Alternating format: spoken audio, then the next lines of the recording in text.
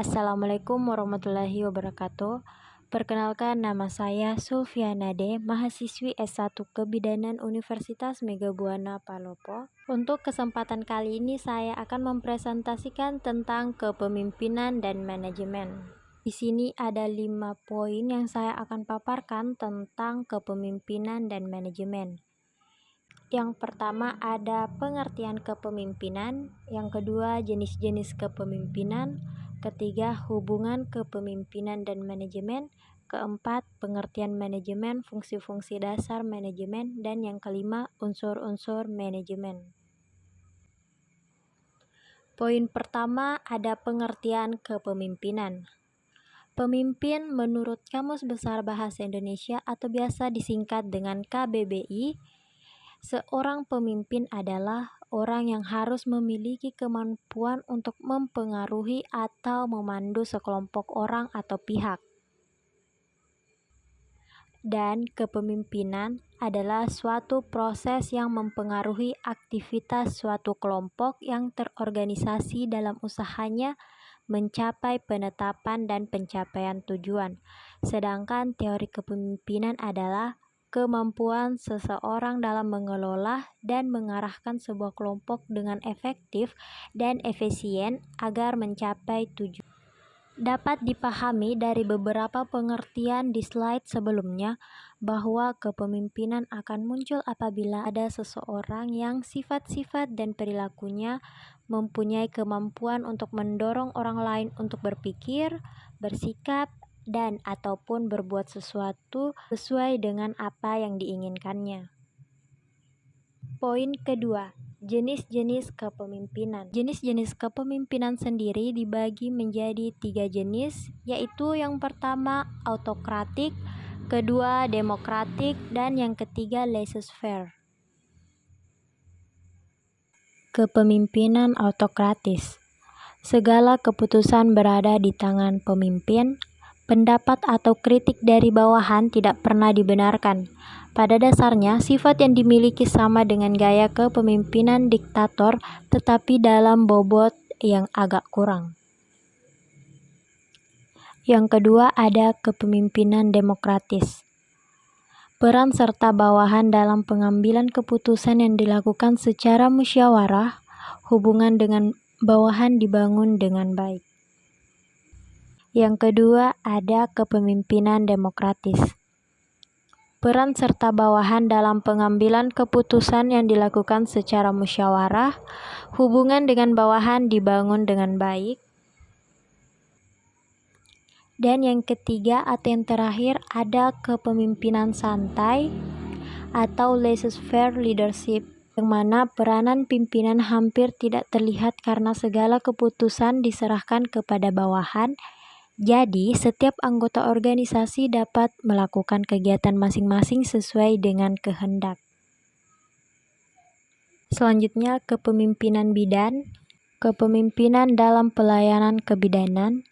Bidan dituntut harus mampu menerapkan aspek kepemimpinan dalam organisasi dan manajemen pelayanan kebidanan, kesehatan reproduksi, dan kesehatan masyarakat di komunitas dalam praktik kebidanan. Pelayanan yang berkualitas akan memberikan hasil yang berkualitas, yaitu kepuasan pelanggan maupun provider dan pelayanan yang bermutu. Ada 5 kepemimpinan dalam pelayanan kebidanan. Yang pertama, berperan serta dalam perencanaan, pengembangan, dan evaluasi kebijakan kesehatan. Yang kedua, melaksanakan tanggung jawab kepemimpinan dalam praktik kebidanan di masyarakat. Yang ketiga, mengumpulkan, menganalisis, dan menggunakan data serta mengimplementasikan upaya perbaikan atau perubahan untuk meningkatkan mutu pelayanan kebidanan di masyarakat. Yang keempat, mengidentifikasi dan menyelesaikan masalah secara proaktif dengan perspektif luas dan kritis. Dan yang terakhir, menginisiasi dan berpartisipasi dalam proses perubahan dan pembaharuan praktik kebidanan. Selanjutnya, manajemen. Manajemen adalah proses perencanaan, pengorganisasian, memimpin dan mengawasi usaha-usaha dari anggota organisasi dan dari sumber organisasi lainnya untuk mencapai tujuan organisasi yang telah ditetapkan. Sedangkan manajemen kebidanan adalah proses pemecahan masalah yang digunakan sebagai metode untuk mengorganisasikan pikiran dan tindakan berdasarkan teori ilmiah, temuan, keterampilan dalam rangkaian tahapan logis untuk pengambilan keputusan yang berfokus pada klien. Dan manajemen pelayanan kesehatan adalah suatu metode pengaturan, pengorganisasian pikiran dan tindakan dalam suatu urutan yang logis dan menguntungkan baik bagi pasien maupun petugas kesehatan. Nah, untuk kalian yang bertanya, apa sih hubungan kepemimpinan dan manajemen? Hubungan kepemimpinan dan manajemen adalah hubungan yang saling melengkapi dan mempengaruhi. Kepemimpinan adalah komponen penting dari manajemen yang berhubungan dengan visi, motivasi, dan pengaruh. Nah, manajemen sendiri adalah fungsi umum kepemimpinan. Pemimpin adalah inti dari manajemen. Ini berarti bahwa manajemen akan tercapai tujuannya jika ada pemimpin. Fungsi-fungsi dasar manajemen.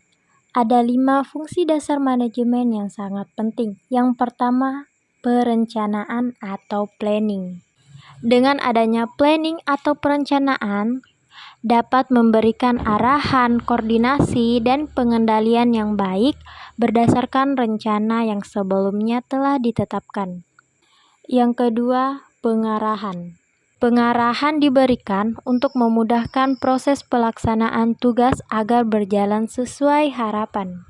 Yang ketiga, pengawasan. Biasanya diberikan dari tingkat atas ke bawah untuk memudahkan proses pelaksanaan tugas agar berjalan sesuai harapan. Yang keempat, kepemimpinan. Dan yang terakhir, pengorganisasian. Poin kelima atau yang terakhir, ada unsur-unsur manajemen. Unsur dari kegiatan manajemen yang penting untuk diterapkan terdiri dari 6 aspek, yaitu yang pertama uang, yang kedua alat-alat, yang ketiga material bahan dasar, keempat informasi, kelima market pelanggan pasien, dan yang keenam atau yang terakhir adalah tata cara atau prosedur. Demikian presentasi saya kali ini. Semoga apa yang saya sampaikan dapat bermanfaat bagi kita semua. Sebelumnya saya mohon maaf yang sebesar-besarnya apabila dalam penyampaian tadi mungkin ada kesalahan kata atau beberapa pernyataan yang menyinggung. Saya ini hanya manusia biasa yang tidak luput dari kesalahan. Wassalamualaikum warahmatullahi wabarakatuh.